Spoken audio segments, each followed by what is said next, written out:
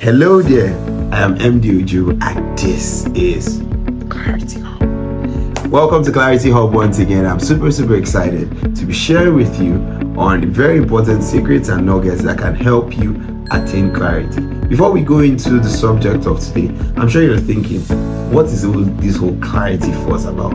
Why do I even need a clarity coach?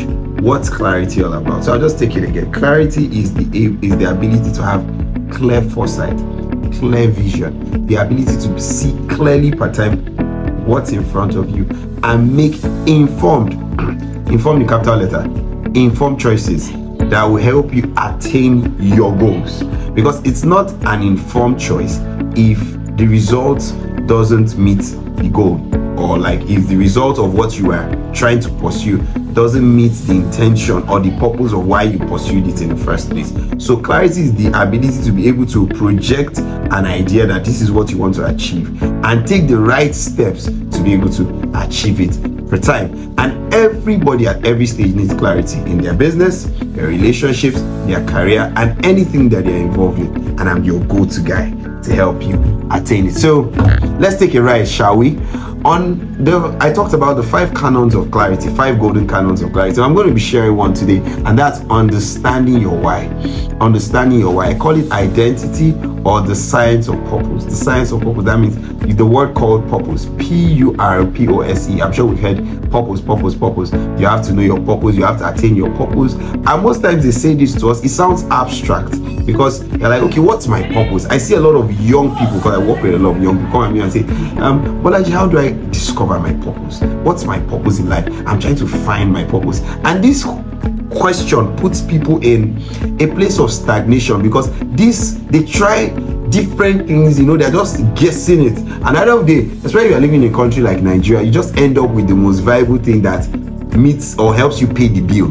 But you see a lot of people that they are making money, they are paying the bills, but they're not happy, they're not fulfilled, because your purpose beyond earning the dollar bill or the naira bill, and I'm not trying to undermine the place of making money, but beyond making money, your real fulfillment in life is being able to achieve that primary thing that you were created to achieve in this world.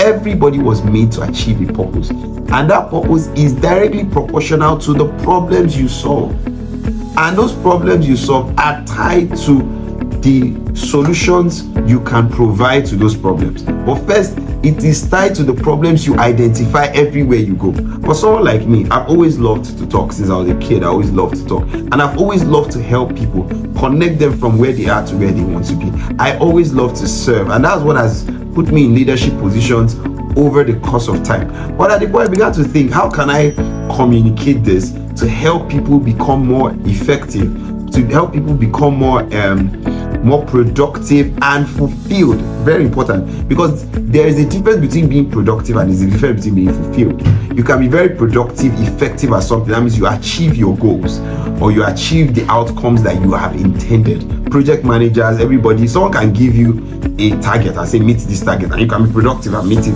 if you put the necessary skills in place. But that does not necessarily mean that you'll be fulfilled.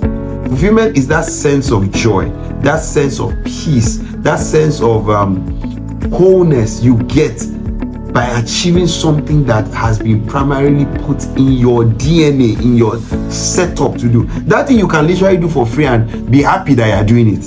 Oprah Winfrey said the greatest thing that you can ever achieve in life is to be paid for what you love doing. And that's one thing she was able to achieve. She loves to talk on TV and she's being paid. People like Steve Harvey, they can do it. You wake them up in their sleep, they'll do it. And why? Because they love doing it. They are productive at it, but also they are fulfilled. So my goal as a clarity coach is to help you be productive, but also most importantly, help you to be fulfilled.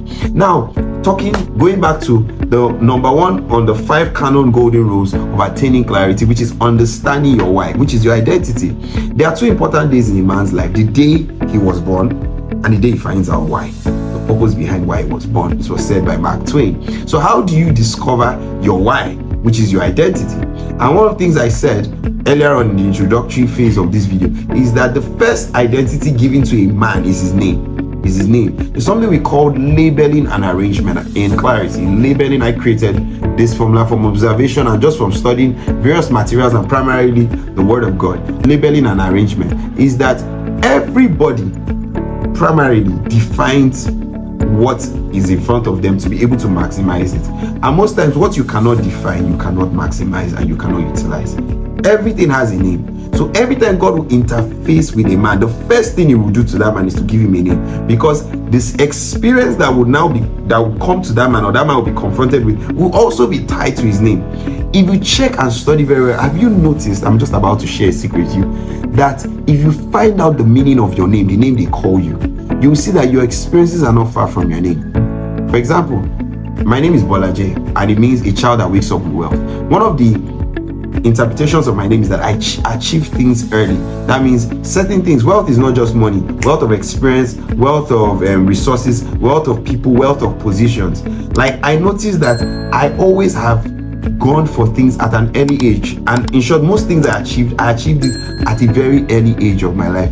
I realized that my experiences were tied and not far from the expressions of my name. And that's why you notice, even from a spiritual balance, that when people have a negative name, they will always advise you to change it, because what people call you, you become, and what you become, you establish as in terms of your personality.